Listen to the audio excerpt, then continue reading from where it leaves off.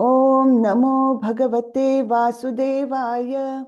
ओम नमो भगवते वासुदेवाय।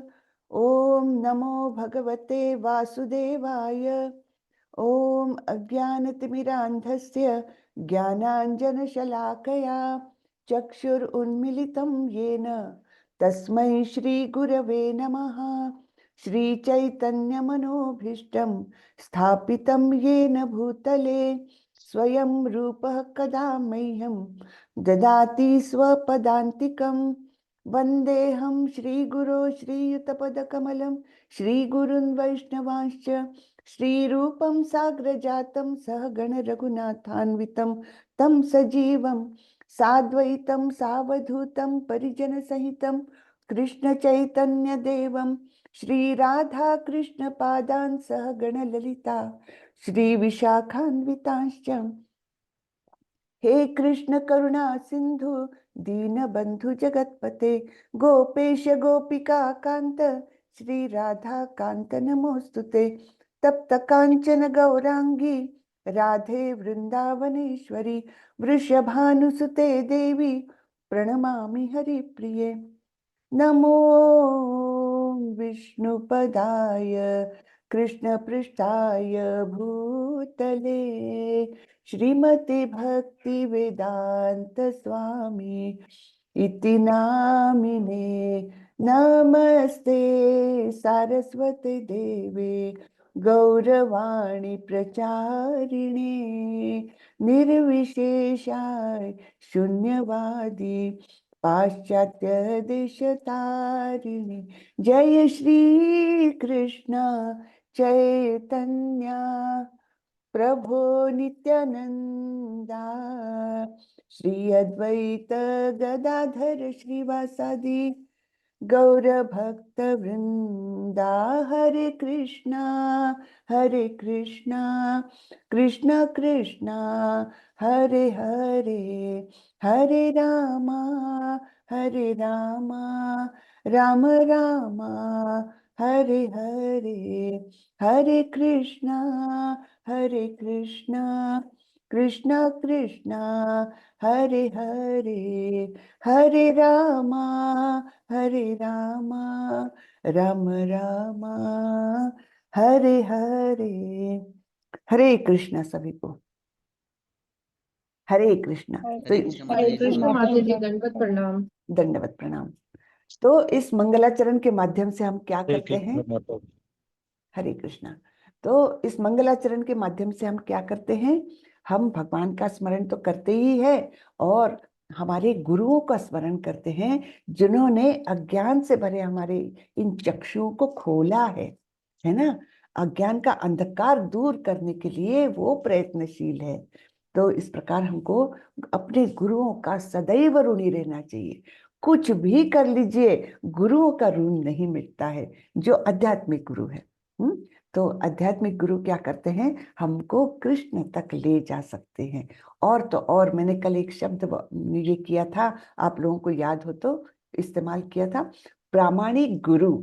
तो गुरु कैसे होने चाहिए? प्रामाणिक गुरु यानी जिनको गुरु शिष्य परंपरा के माध्यम से ज्ञान प्राप्त है और वे स्वयं एक उच्च स्तर के भक्त है, हाँ, जिन्होंने परम सत्य का दर्शन किया है। ऐसे गुरु बहुत ही भाग्य से मिलते हैं। कहा जाता है कि ब्रह्मांड भ्रमिते कोनो भाग्यवान जीव गुरु कृष्ण प्रसादे पाए भक्ति लता बीज। तो ब्रह्मांड में अनेक अनेक ग्रह है और अनेक अनेक योनियों में प्राणी जीव वहां पर वास करते हैं। तो पृथ्वी तो एक छोटा सा ग्रह है ब्रह्मांड की तुलना में, है ना। और ये हमारा जो भौतिक जगत है, जो पृथ्वी, जिसमें पृथ्वी है, ये एक अनेक ब्रह्मांडों में से एक है ना। तो ऐसे अनेक ब्रह्मांडों में अनेक जीव विचरण कर रहे हैं और उसमें से बहुत ही कोई भाग्यवान होते हैं जो गुरु और कृष्ण की प्रसाद के कृपा स्वरूप ये भक्ति का बीज पाते हैं। तो इसलिए हम सभी बहुत भाग्यवान हैं। हमको अपने भाग्य की कल्पना नहीं है कि हम कितने भाग्यवान हैं। और ये जैसे आप लोग भी सवेरे सवेरे उठ करके इस क्लास के लिए आए हैं, निश्चित रूप से आपके मन में श्रद्धा है, तो ये श्रद्धा को ही हमको आगे बढ़ाना है, भक्ति में परिवर्तित करके उस भक्ति लता को और डेवलप करना है ना, और अपना जीवन सफल बनाना है। तो आज का अध्याय है तीसरा, और इसका नाम है कर्मयोग, योगा ऑफ एक्शन। ठीक है, कर्मयोग में क्या बोलते हैं भगवान, हम देखते हैं। कर्मयोग और कर्मकांड एक समान नहीं है। कर्मकांड का तात्पर्य है देवी देवताओं की पूजा करना या सेवा करना आत्महित के लिए, अर्थात इंद्रिय भोग के लिए, अपने स्वार्थवश। हम कई देवी देवताओं के पास जाते हैं, है ना, मंदिरों में जाते हैं और बोलते हैं मुझे पुत्र की कामना है, मुझे पुत्र दो, या मुझे अच्छी नौकरी दो, है ना, या मुझे बीमारी से मुक्ति दिला दो। ये सब क्या है, ये हम अपने लिए मांगते हैं, अपने स्वार्थ के लिए, अपने इंद्रिय तृप्ति के लिए। कृपया सभी लोग म्यूट रखें। हाँ, तो ये अपनी इंद्रिय तृप्ति के लिए हम देवी देवताओं के पास जाते हैं। लेकिन कर्मयोग क्या है, जबकि कर्मयोग इसके बिल्कुल विपरीत है। यह लगातार प्रयास में परमेश्वर को खुश करने के लिए है ना, उनकी सेवा करने के लिए, उनको प्रसन्न करने के लिए ये कर्मयोग कहा जाता है। और बाकी जो भी हम अपने लिए मांगने जाते हैं, धनम देहि पुत्रम देहि, ये देहि वो देहि करते करते हम अनेक मंदिरों की चक्कर काटते हैं, है ना, सभी लोग करते हैं। इसमें कोई ऐसा नहीं है कि मैं नहीं करता, आप नहीं करते। लेकिन हमको प्रॉपर क्या करना चाहिए ये पता होना चाहिए। करते तो हम बहुत कुछ गलत करते हैं जीवन में, लेकिन क्या करना चाहिए ये कम से कम हमको अगर पता रहे तो हम योग्य मार्ग को अपनाएंगे। बराबर है ना। तो कर्म योग क्या है कि लगातार प्रयास करके भगवान को खुश करना और उनकी सेवा करना, ये है कर्म योग। और कर्म कांड क्या है, देवी देवताओं की पूजा करना, किसके लिए, कुछ पाने के लिए, है ना। मुझे मेरे बेटे को नौकरी दिलवा दो, मेरा घर बन जाने दो, मुझे धन की आवश्यकता है। अनेक समस्याएं लेकर हम देवताओं के पास जाते हैं। लेकिन जब हम कृष्ण के पास जाते हैं, भगवान, है ना, परमेश्वर, परम ईश्वर। तो ईश्वर शब्द का क्या अर्थ है पता है आपको? ईश्वर यानी नियंत्रक, कंट्रोल करने वाला। तो हम भी छोटे छोटे जगह पर हम भी कंट्रोलर्स है ना। जैसे हाँ, कोई ऑफिस में कंट्रोलर होता है तो ईश्वर है, ऑफिस का ईश्वर है। कोई घर का ईश्वर होता है, अपने परिवार का, है ना। ऐसे अनेक अनेक, कोई देश का ईश्वर होता है। लेकिन परम ईश्वर कौन है? परम ईश्वर जिसके ऊपर कोई नहीं, सभी का नियंत्रक, और उसका नियंत्रक कोई भी नहीं, ऐसा कौन है? तो ऐसे है हमारे भगवान कृष्ण। भगवान, कल हमने बहुत सुंदर उसकी डेफिनेशन सुनी थी। भगवान का अर्थ क्या है? षड ऐश्वर्यों से संपूर्ण तरीके से युक्त जो है वो भगवान, है ना। तो वो जो है वो भगवान कृष्ण, परमेश्वर, इनकी प्रसन्नता के लिए कार्य करना, इनकी सेवा में कार्य करना, वो है कर्मयोग। ठीक है, क्लियर हो गया? कर्मकांड और कर्मयोग एक नहीं है, बहुत उनमें अंतर है। तब इस ये अध्याय शुरू होता है अर्जुन के प्रश्न से। अर्जुन देखिए एक बहुत ही अच्छे शिष्य का ये दिखा रहे हैं हमको, उदाहरण हमारे सामने प्रस्तुत कर रहा है। शिष्य ने कैसे होना चाहिए? शिष्य ने बहुत नम्रता से सुनना चाहिए अपने गुरु की बातें, है ना, बहुत नम्रता रखनी चाहिए, और बीच बीच में जिज्ञासा भी करनी चाहिए, है ना। जो रिलेवेंट क्वेश्चंस है, जो योग्य प्रश्न है, उनके माध्यम से शिष्य ने जिज्ञासा भी करनी चाहिए। तो वैसे ही अर्जुन है। देखिए उनका प्रश्न क्या आता है। जायसी चेत कर्मणस्ते मता बुद्धिर्जनार्दन तत्किम कर्मणि घोरे माम नियोजयसि केशव। अर्जुन ने कहा, हे जनार्दन, हे केशव, यदि आप बुद्धि को सकाम कर्म से श्रेष्ठ समझते हैं तो फिर आप मुझे इस घोर युद्ध में क्यों लगाना चाहते हैं? ठीक है ना। तो सकाम कर्म यानी अपनी इच्छा के लिए कर्म करना। तो अर्जुन क्या बोल रहे हैं कि आपने बोला है हाँ, अपनी इंद्रिय तृप्ति के लिए काम नहीं करना, वो तो सकाम कर्म में आएगा। लेकिन जब ये सकाम कर्म ही हुआ, मैं युद्ध क्यों कर रहा हूँ? ये कर रहा हूं मुझे राज्य प्राप्ति के लिए, तो ये सकाम कर्म हुआ। और आप तो बोलते हैं बुद्धि सकाम कर्म से अधिक श्रेष्ठ है ना। यानी बुद्धि बुद्धि के का इस्तेमाल करके कर्म करना। बुद्धि जब हम लगाते हैं तब हम निश्चित रूप से योग में जाते हैं। और योग यानी क्या, भगवान से जुड़ना। योग का दूसरा कोई अर्थ नहीं है। जो आजकल सामान्यतः हम योग बोलते हैं ना, योगा कर रहे हैं हम, तो ऐसे बोलते हैं लोग, लेकिन उसका भगवान से संबंध ही नहीं रहता। तो वो योगा है ही नहीं। भगवत गीता में स्पष्ट रूप से भगवान ने डिफाइन किया है योगा यानी क्या, परमेश्वर से जुड़ना। तो बुद्धि यानी बुद्धि योग को अगर सकाम कर्म से श्रेष्ठ समझते हैं, तो मुझे इस सकाम कर्म में अर्थात इस घोर युद्ध में क्यों आप लगा रहे हैं, ये अर्जुन का प्रश्न है। फिर आगे बोलते हैं अर्जुन, व्यामिश्रेणेव वाक्येन बुद्धिं मोहयसीव मे, तदेकं वद निश्चित्य येन श्रेयो हमाप्नुयाम। आपके व्यामिश्रित अर्थात अनेकार्थक, जिसमें से बहुत सारे अर्थ निकलते हैं, ऐसे उपदेशों से मेरी बुद्धि मोहित हो गई है। अतः कृपा करके निश्चय पूर्वक मुझे बताएं कि इनमें से मेरे लिए सर्वाधिक श्रेयस्कर क्या होगा।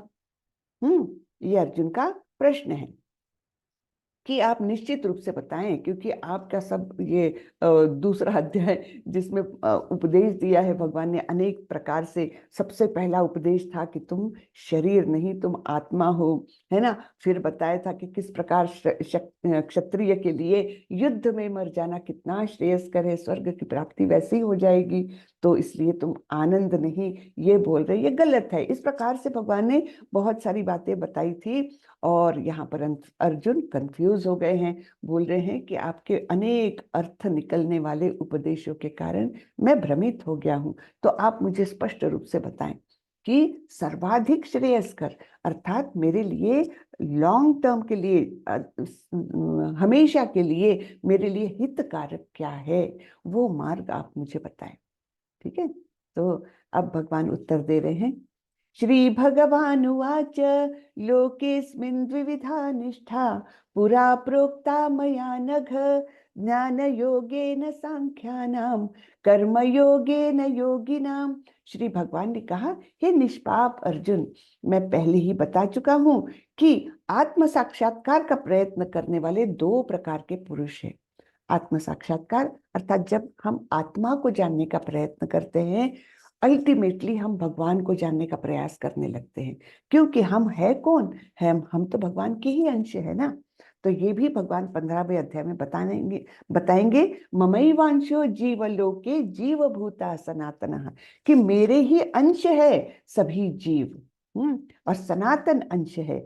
तो इस प्रकार से जब हम आत्म साक्षात्कार की बात करते हैं, अपने आप का अस्तित्व कैसा है, मैं इस जगत में क्यों आया, मुझे किसने भेजा, मुझ में इतने संकट क्यों आते हैं, ये सब जब हम ढूंढने लगते हैं, तो धीरे धीरे धीरे हम भगवान को पहचानने लगते हैं। और भगवान किस प्रकार हमारे जीवन में कितना महत्व रखते हैं, है ना, उनके बिना तो कुछ भी नहीं हो सकता। तो ये सब बातें हम जानने लगते हैं। तो भगवान बता रहे हैं कि ये आत्म साक्षात्कार का प्रयत्न करने वाले दो प्रकार के पुरुष हैं।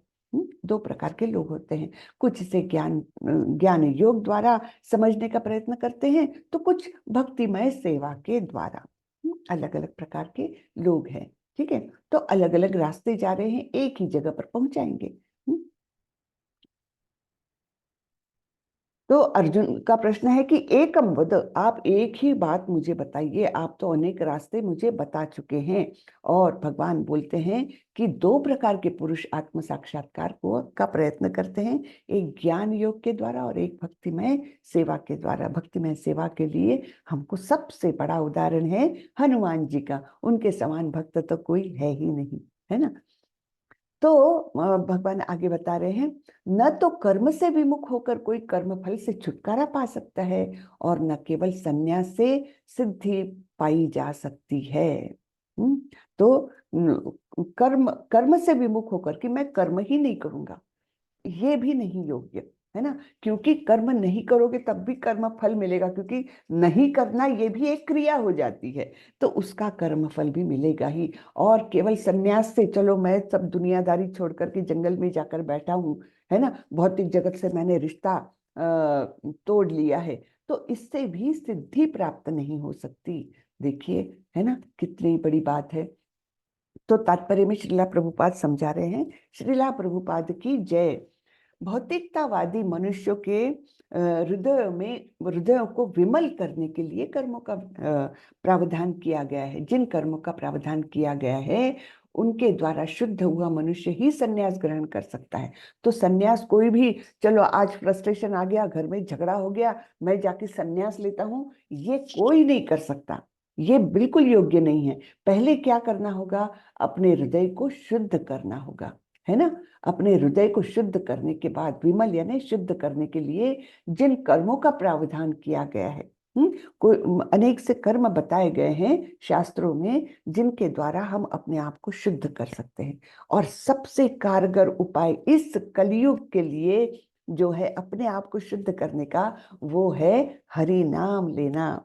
हरे कृष्ण कृष्ण कृष्ण हरे हरे, हरे राम राम राम हरे हरे। इस मंत्र का जप करने से धीरे धीरे धीरे हमारे हृदय का शुद्धिकरण होता है, हृदय से सारे पाप मिट जाते हैं, और शांति तो मिलती ही है। शांति तो एक बाय प्रोडक्ट है, उसका एक छोटा सा बाय प्रोडक्ट है।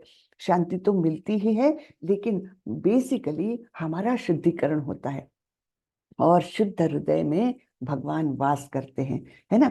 परमात्मा स्वरूप में है वो हमारे हृदय में, लेकिन हमको उनकी आवाज भी नहीं सुनाई देती, उनके आदेश भी नहीं समझते। तो जब हम विमल हो जाते हैं, शुद्ध हो जाते हैं, पवित्र हो जाते हैं हमारे अंतःकरण से, तब हमको परमात्मा के जो चैत्य गुरु के रूप में हमारे हृदय में है, उनके आदेश भी समझने लगते हैं, और इस प्रकार हम भगवत प्राप्ति करने लगते हैं, है ना। भगवत प्राप्ति की ओर हम प्रोग्रेस करते हैं। तो इसके बिना अगर ऐसे ही कोई उठ करके मैं संन्यास लेता हूं बोलेगा, तो वो नहीं हो सकता। हाँ, शुद्धि के बिना संन्यास ग्रहण करने में सफलता नहीं है। शुद्ध हृदय की शुद्धि के बिना संन्यास सामाजिक व्यवस्था में उत्पाद उत्पन्न करता है। क्या करता है, उत्पाद, है ना, यानी तहलका मचा देता है। अगर कोई जाकर के ऐसे ही बैठ गया, संन्यास ले लिया, तो कहीं ना कहीं उसके अंदर की जो वासनाएं हैं, जो इच्छाएं हैं, वो कभी ना कभी बाहर आएगी। और फिर लोगों को क्या लगता है, अरे हम तो इसको सन्यासी समझ रहे थे, इसको इतना मान दे रहे थे, है ना, बहुत आदर दे रहे थे, इसकी पूजा कर रहे थे, इसको गुरु मान रहे थे, और ये क्या है ना। ऐसे गंदे व्यवहार से वो होता है, और हमने ऐसे अनेक उदाहरण समाज में देखे हैं ना, कि हम जिनको बड़ा ही पवित्र मानते हैं, अरे बाप रे, ये तो महान साधु है, महान दार्शनिक, जो कुछ है ना, और उनके लोग बहुत फॉलोअर्स बन जाते हैं, वो लोग आश्रम स्थापित करते हैं, बहुत बड़े बड़े, मतलब बहुत पैसा भी वो हो जाता है उनके पास, और लोग उनको साधु समझते हैं। और कभी ना कभी ऐसी बातें निकल करके आ जाती है कि वो कैसे गलिच्छ विचारों वाले हैं, है ना। तो ये क्या होता है, समाज में फिर उत्पात मच जाता है, क्योंकि समाज हिल जाता है ऐसे जब उदाहरण सामने आते हैं तो। दूसरी ओर यदि कोई नियत कर्मों को न करके भी भगवान की दिव्य सेवा करता है, तो वह उस मार्ग में जो कुछ भी उन्नति करता है उसे भगवान स्वीकार कर लेते हैं। बुद्धि योग। अब यहाँ पर ये इसने भी संन्यास लिया पहले वाले ने, लेकिन उसका अंतःकरण शुद्ध नहीं है।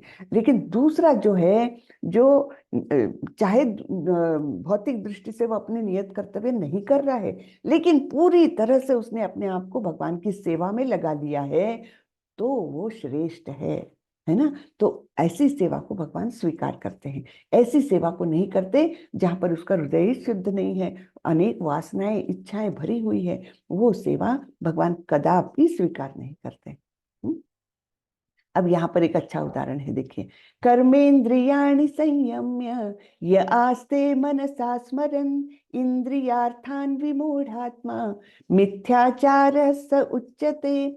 जो कर्मेंद्रियों को तो वश में कर लेता है, किंतु जिसका मन इंद्रिय विषयों का चिंतन करता रहता है वह निश्चित रूप से स्वयं को धोखा देता है और मिथ्याचारी कहलाता है। यानी उसने बाहरी तौर पर अपने कर्मेंद्रिय, कर्मेंद्रिय कौन सी हैं? कर्मेंद्रिय ना, हाथ पैर है ना, और जिससे हम कर्म करते हैं, है ना, हाथ है, पैर है, और मुंह है, और हमारा गुदा और जो जननेंद्रिय, इस प्रकार से जो कर्मेंद्रिय है उनको उसने वश में कर लिया है।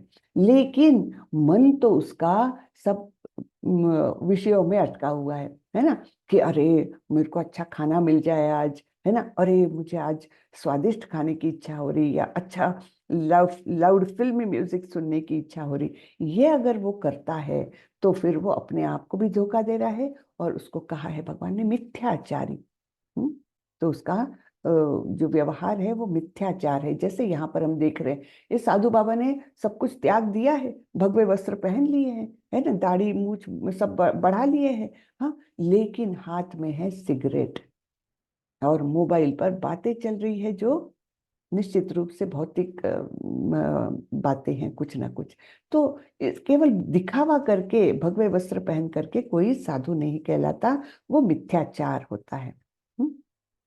भरत महाराज की एक छोटी सी स्टोरी आती है यहाँ पर। भरत महाराज एक महान राजा थे, जिनको पूरे पृथ्वी पर उनका साम्राज्य था, हाँ, और फिर भी वो भक्ति में इतने आगे बढ़ गए थे कि उन्होंने सब मतलब अपना सब राज्य पूरा त्याग दिया, परिवार का त्याग किया, और इस प्रकार से आकर के जंगल में अकेले रहने लग गए। अकेले रहते थे, और जो कुछ भगवत प्राप्ति के लिए जो कार्य होता है, सॉरी, भगवान की सेवा का, वो सब करने लग गए। अब हुआ क्या कि एक बार उनको अपने आश्रम के पास से जाती हुई नदी में एक छोटा सा हिरन का बच्चा गिरा हुआ मिला। उस छोटे से बच्चे की माँ जो थी गर्भवती थी, और तब एक शेर, बाघ उसको खाने के लिए झपटा था, तो उसने नदी के उस तरफ छलांग लगाई थी। अब गर्भवती होने के कारण क्या हुआ कि वो, उसका गर्भ तो पानी में गिर गया, और वो उधर जा करके मृत्यु हो गई उसकी, वो हिरनी की। ठीक है। अब ये दृश्य भरत महाराज ने देखा, उनके आश्रम के पास से ही हो रहा था। वो तुरंत गए, उस छोटे से बच्चे को बचाया, और अपने आश्रम में लेकर आए, और उसकी सेवा वगैरह की, सब उसको अच्छा जीवन दिया। अब यहाँ तक तो सब ठीक है कि उन्होंने तो एक जीव का प्राण बचाया, छोटे से नन्हे से जीव का प्राण बचाया, ये तो बहुत अच्छा काम किया उन्होंने। ठीक है।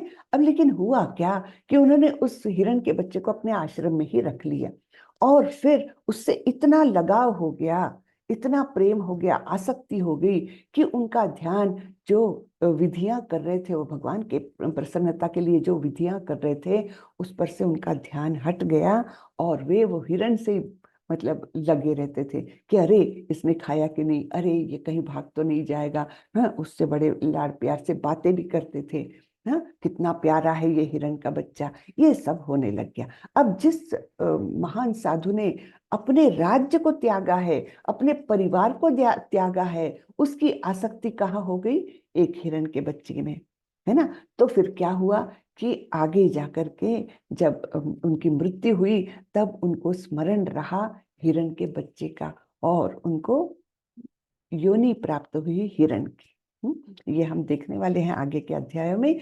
तो इस प्रकार से उनका पतन हुआ आगे जाकर के, क्योंकि उन्होंने इतनी प्रगति की हुई थी, तो भगवान ने इतनी कृपा की कि हिरण के रूप में भी उनको अपनी गलती का एहसास होते रहा, और फिर हिरण के शरीर में भी उन्होंने गलती नहीं की। पूरा समय वो एक आश्रम के किनारे बैठ करके भक्तिमय कार्यों को सुनते रहते थे, मतलब वो बातें सुनते रहते थे। तो इस प्रकार उन्होंने अपना उद्धार किया आगे जा करके, और फिर से मनुष्य जन्म पा करके फिर वो मुक्त हो गए, भगवत धाम गए। तो लेकिन ये जन्म तो उनका वेस्ट हुआ, यानी 2 जन्म उन्होंने वेस्ट किए। कैसे? एक हिरण के प्रति आसक्त होकर। तो ये है आसक्ति, जो मन में कहाँ छुपी रहती है, पता भी नहीं चलता। ठीक है। अब कर्म कैसे करने चाहिए इसके बारे में भगवान ये अध्याय में बता रहे हैं। श्री विष्णु के लिए यज्ञ रूप में कर्म करना चाहिए, अन्यथा कर्म के द्वारा इस भौतिक जगत में बंधन उत्पन्न होता है। अतः हे कुंती पुत्र, उनकी प्रसन्नता के लिए अपने नियत कर्म करो, इस तरह तुम बंधन से सदा मुक्त रहोगे। तो हम जो भी कर्म करते हैं उसका कुछ ना कुछ कर्म बंधन उत्पन्न होता ही है, चाहे वो अच्छा कार्य हो चाहे वो बुरा कार्य हो। जो भी कार्य करते हैं उसका बंधन उत्पन्न होता है और उसके कर्म फल हमको भोगने के लिए अगला जन्म फिर से लेना ही पड़ता है। तो ये बताया है ना, भौतिक जगत में बंधन यानी बार बार आना पड़ता है हमको इस भौतिक जगत में। लेकिन अगर कोई भगवान विष्णु की, हाँ, श्री विष्णु श्री कृष्ण एक ही है, कोई उनमें फर्क नहीं है। जो फर्क है वो आपको बाद में बताया जाएगा, बहुत ही छोटा सा फर्क है जो अभी समझने की आवश्यकता नहीं है। तो भगवान की प्रसन्नता के लिए जो भी कर्म करते हैं, नियत कर्म भी उनकी प्रसन्नता के लिए करना है ना। मेरा नियत कर्तव्य है कि मैं पूरे परिवार के लिए खाना बनाऊं, तो वो खाना भी अगर मैं उनकी प्रसन्नता के लिए बनाऊं, किसके, श्री विष्णु की प्रसन्नता के लिए बनाऊं, तो उस कार्य का मुझे बंधन नहीं उत्पन्न होगा। तो जो भी हम कार्य करते हैं, नियत कर्म हमको करने ही पड़ते हैं, अपने परिवार के लिए, अपने समाज के लिए, है ना। जो कुछ है, जो भी नियत कर्म करो वो उनकी प्रसन्नता के लिए करो, तब कर्म बंधन उत्पन्न नहीं होगा। ये भगवान बता रहे हैं। तात्पर्य में श्रीला प्रभुपाद समझा रहे हैं, अतः भगवान विष्णु की प्रसन्नता के लिए कर्म करना चाहिए। इस जगत में किया जाने वाला अन्य कोई भी कर्म कर्म बंधन का कारण होगा, क्योंकि अच्छे तथा बुरे कर्मों के फल होते हैं और कोई भी फल कर्म करने वाले को बांध लेता है। अतः कृष्ण अर्थात विष्णु को प्रसन्न करने के लिए कृष्ण भावना भावित होना होगा, और जब कोई ऐसा कर्म करता है तो वह मुक्त दशा को प्राप्त करता है।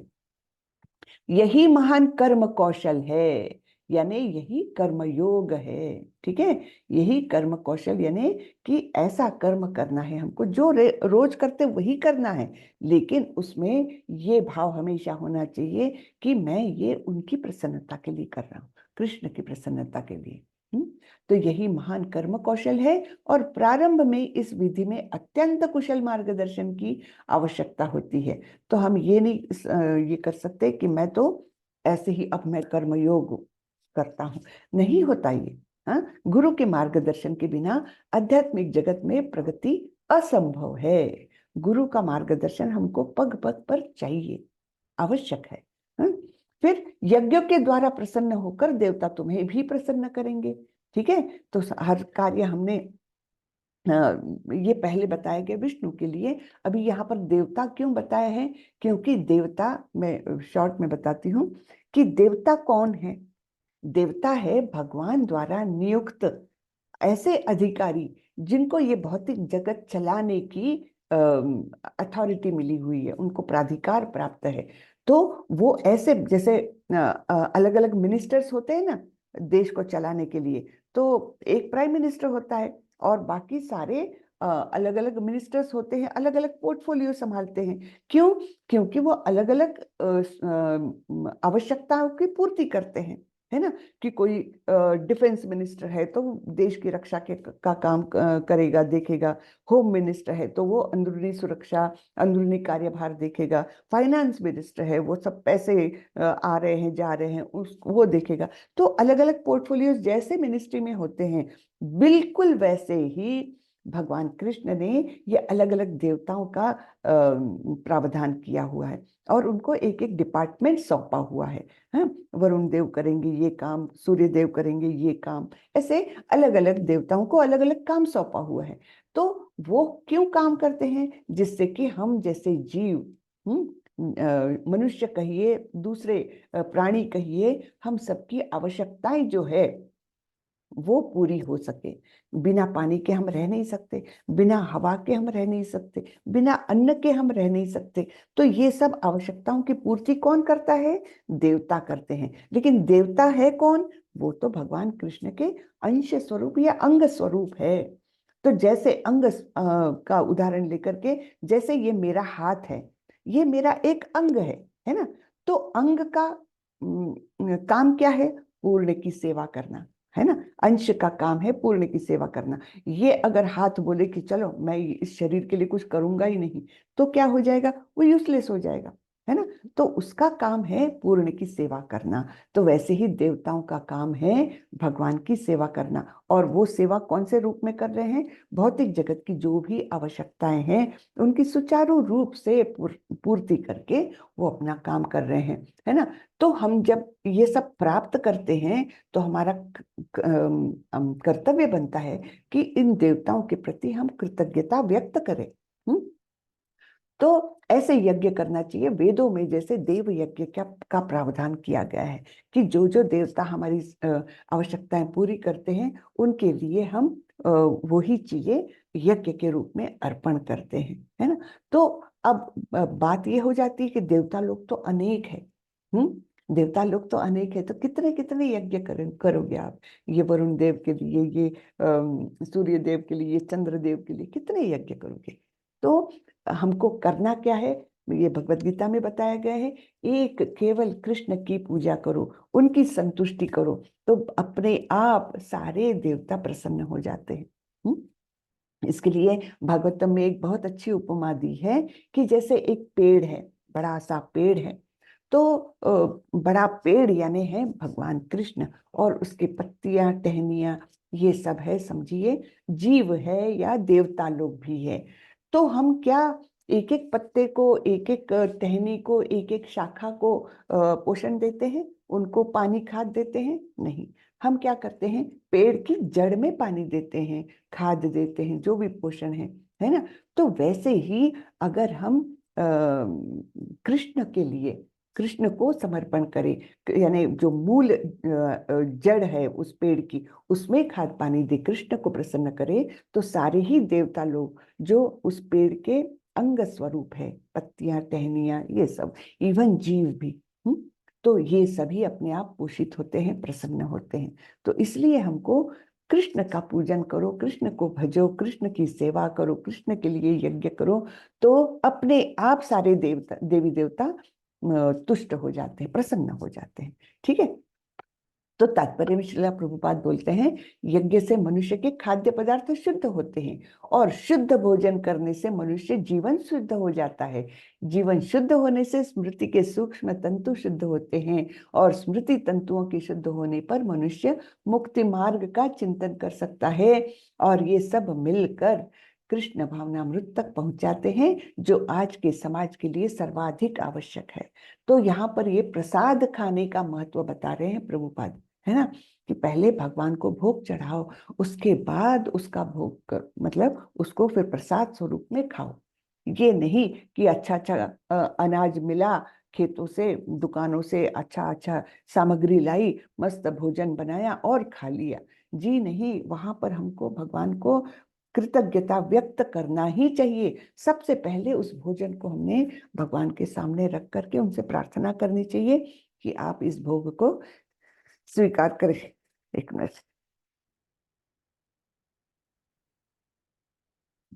सॉरी सॉरी, हम तो सबसे पहले हमने क्या करना चाहिए? जो कुछ भी घर में खाना बना है वो हमने उसका भोग चढ़ाना चाहिए भगवान को, और फिर प्रसाद रूप में हमने उसको ग्रहण करना चाहिए। उससे क्या होगा? हाँ, उससे ये शुद्धिकरण होता है उन खाद्य पदार्थों का। और जब शुद्ध खाद्य हम खाते, शुद्ध खाना खाते हैं, तो हमारा भी शुद्धिकरण होता है, हमारा जीवन शुद्ध हो जाता है।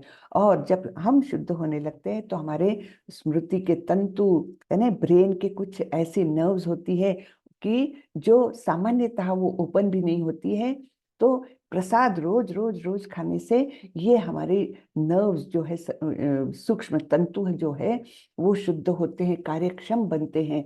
और इस प्रकार से फिर हमारी बुद्धि योग्य डायरेक्शन में चलने लगती है कि केवल जीवन जी के कुत्ते बिल्लियों समान जीवन नहीं जीना है हमको, हमको भक्ति मार्ग का अवलंबन करना है। इस प्रकार से हमारी बुद्धि उस डायरेक्शन में जाने लगती है। प्रसाद का बहुत बड़ा महत्व है। हाँ, अगर हम, हमारे घर में कोई बिल्कुल नास्तिक व्यक्ति भी रहे ना, उसको भी आप चुपचाप से, मतलब उसको बिना पता लगे भी आप अगर प्रसाद रोज रोज रोज देते हो ना, तो उसमें बहुत परिवर्तन आता है।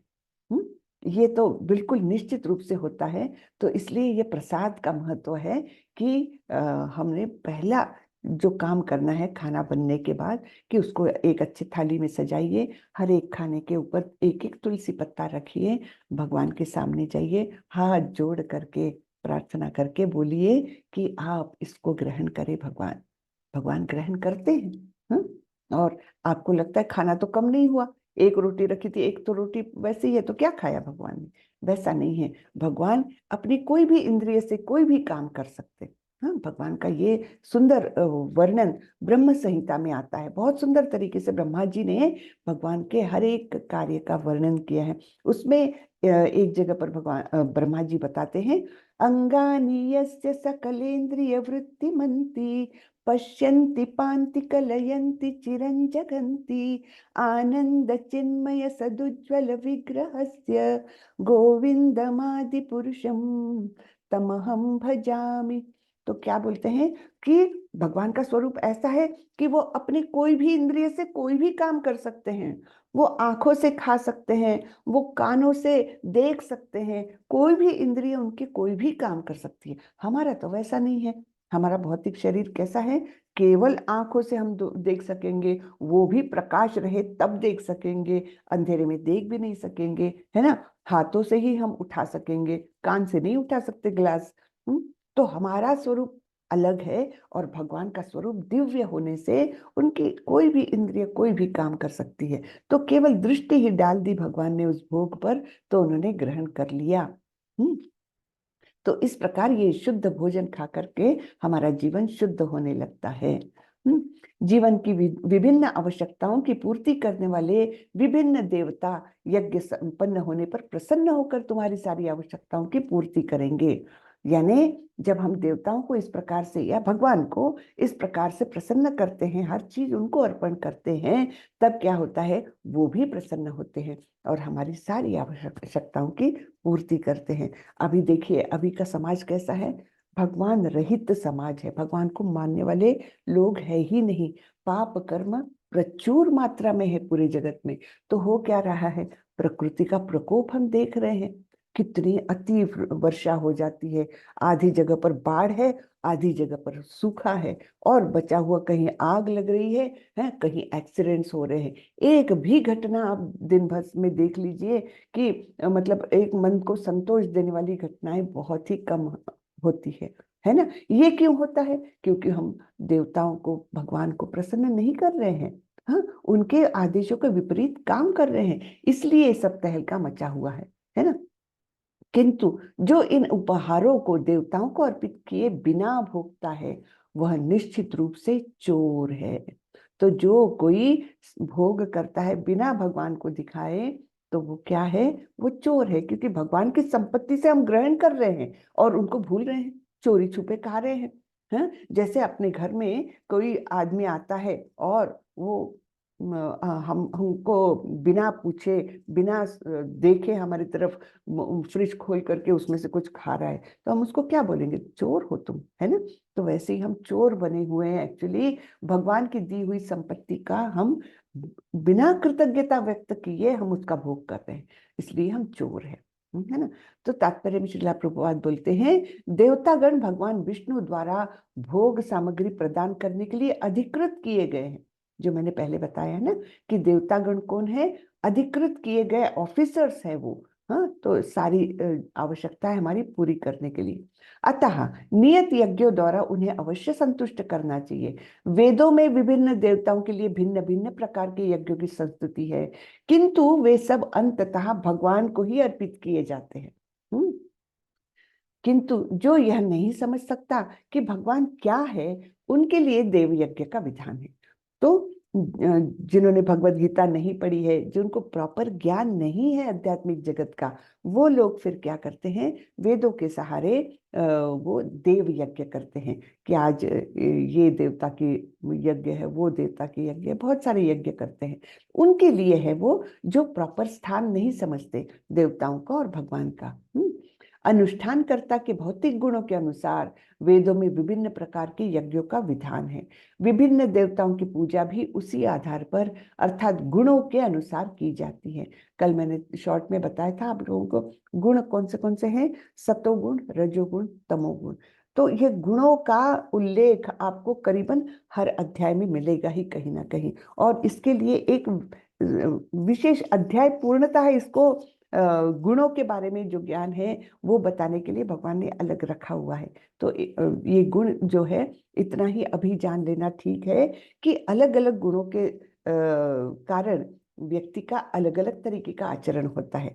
हम देखते हैं ना कि इतने सारे लोग हैं इस पृथ्वी पर, हर एक का स्वभाव कुछ ना कुछ अलग होता है, हर एक का कार्य करने की पद्धति कुछ अलग होती है ना, हर एक का बिहेवियर कुछ अलग होता है। वो क्यों होता है? ये तीन गुण उस पर प्रभाव डालते हैं।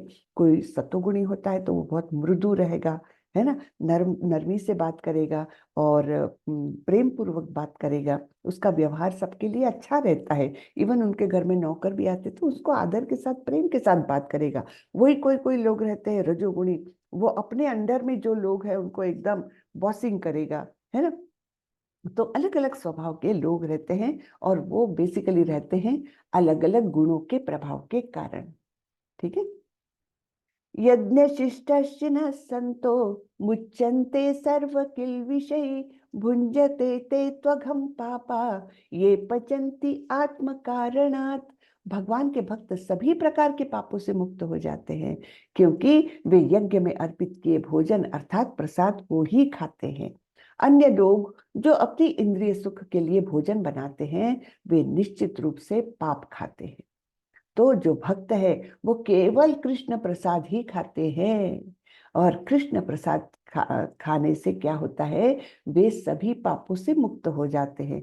बाकी लोग पाप खाते हैं, जो भगवान को अर्पण किए बिना खाते हैं वो पाप खाते हैं। ये भगवान स्वयं बोल रहे हैं, कठोर शब्द इस्तेमाल कर रहे हैं भगवान। एक बार बोला है चोर है, दूसरी बार बोला है पाप खाते हैं। बहुत कठोर शब्द भगवान इसलिए इस्तेमाल कर रहे हैं कि हमारे ज्ञान चक्षु थोड़े से खुल जाए कि हम क्या कर रहे हैं, है ना।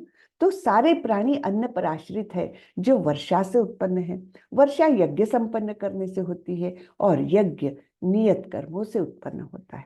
ठीक है, तो ये चक्र है। तात्पर्य में प्रभुपाद जी बोलते हैं, परमेश्वर जो यज्ञ पुरुष अथवा समस्त भक्त यज्ञों के भोक्ता कहलाते हैं, सभी देवताओं के स्वामी हैं। और जिस प्रकार शरीर के अंग पूरे शरीर की सेवा करते हैं उसी तरह सारे देवता उनकी सेवा करते हैं। तो ये देवताओं की पोजीशन और भगवान की पोजीशन हमको क्लियर रहना ही चाहिए, अन्यथा हम गलत कर्म ही करते रहेंगे। तो ये एक बहुत बड़ा ज्ञान है हमारे लिए कि हम अभी तक समझते थे अरे शिव जी की पूजा कर लो या ब्रह्मा जी की कर लो या विष्णु की कर लो, क्या फर्क पड़ना है। जी नहीं, फर्क पड़ता है ना। जो जिसका स्थान है उसके अनुसार ही हमने कार्य करना चाहिए, बराबर है ना। हम देवताओं की पूजा को वो नहीं कर रहे हैं, देवता महान है, हमारी सारी आवश्यकताओं की पूर्ति करते हैं, बहुत महान है, और तो और वे भगवान के भक्त भी है। तो हमसे तो अनेकों अनेक गुना वो श्रेष्ठ है, उनका हमने बहुत रिस्पेक्ट करना चाहिए। और जब भी उनके मंदिरों से जाए, मंदिर में जाकर के उनको प्रणाम करना चाहिए और मानना चाहिए मुझे भी कृष्ण के भक्त बनाओ। ठीक है, तो ये हमने मांगना चाहिए, उनका निरादर कभी भी नहीं करना चाहिए। हाँ, लेकिन उनका स्थान जरूर समझना चाहिए। जैसे हम कोई कॉलेज में गए, हाँ, तो अगर हम जो चपरासी है वो या दूसरा कार्य करता है काम करने वाला वहां पर, उसी को अगर प्रिंसिपल मान करके हम उनसे ऐसी बातें करने लग गए तो वो योग्य नहीं होता। प्रिंसिपल प्रिंसिपल होता है और वहां दूसरे कर्मचारी होते हैं। तो वही समझना चाहिए हमने कि ये नहीं कहना चाहिए कि किसी की भी पूजा कर लो क्या फर्क पड़ता है, बहुत फर्क पड़ता है। भगवान स्वयं बता रहे हैं, ये और कोई नहीं बता रहा, भगवान स्वयं बता रहे हैं। इंद्र, चंद्र तथा वरुण जैसे देवता भगवान द्वारा नियुक्त अधिकारी है जो सांसारिक कार्यों की देखरेख करते हैं, है ना। हमारी आवश्यकताओं की पूर्ति करना, इस भौतिक जगत को चलाना, ये सारे काम ये देवता लोग करते हैं। सारे वेद इन देवताओं को प्रसन्न करने के लिए यज्ञों का निर्देश देते हैं जिससे वे अन्न उत्पादन के लिए प्रचुर वायु, प्रकाश तथा जल प्रदान करें। तो वेदों में बताए हैं देव यज्ञ, लेकिन वो क्यों बताए हैं? क्योंकि इस जगत में अलग अलग जीव जो है वो अलग अलग गुणों से प्रभावित है। तो सबको एक ही दवाई तो नहीं दी जा सकती। जैसे डॉक्टर के पास कोई जाता है पेशेंट, तो उसको क्या बीमारी है उसके अनुसार दवाई दी जाती है ना। छोटा सा बुखार है तो पैरासिटामोल दे दो, हो जाता है। बड़ी बीमारी है तो बहुत बड़े बड़े कुछ मेडिसिन देने पड़ेंगे। हरे कृष्णा, हरे कृष्णा। कृपया म्यूट करें प्लीज। बोले ना। हरे कृष्णा। पूरी क्लास डिस्टर्ब होती है, कृपा करके म्यूट रखें अपने आप को। तो क्या बताया गया है कि वेदों में देवताओं के लिए यज्ञों का निर्देश है, लेकिन क्यों दिए है वो? क्योंकि अलग अलग प्रकार के लोग रहते हैं, तो उनके समझ के अनुसार, उनकी योग्यता के अनुसार कार्य करने चाहिए, और ये कार्य धीरे धीरे धीरे उनमें उनकी योग्यता बढ़ाएंगे, है ना। तो ऐसा नहीं कि सभी सत्वगुण में रहेंगे, या शुद्ध सत्व में तो बहुत ही रेयर रहते हैं। जो भक्त हो जाते, शुद्ध भक्त हो जाते, वो शुद्ध सत्व में जाते हैं। बाकी तो हम जैसे लोग, हम लोग इन्हीं गुणों से बंधे हुए हैं, ठीक है। तो इसलिए यज्ञों का निर्देश करते हैं। जब कृष्ण की पूजा की जाती है तो उनके अंग स्वरूप देवताओं की भी स्वतः ही पूजा हो जाती है। अतः देवताओं की अलग से पूजा करने की आवश्यकता नहीं होती।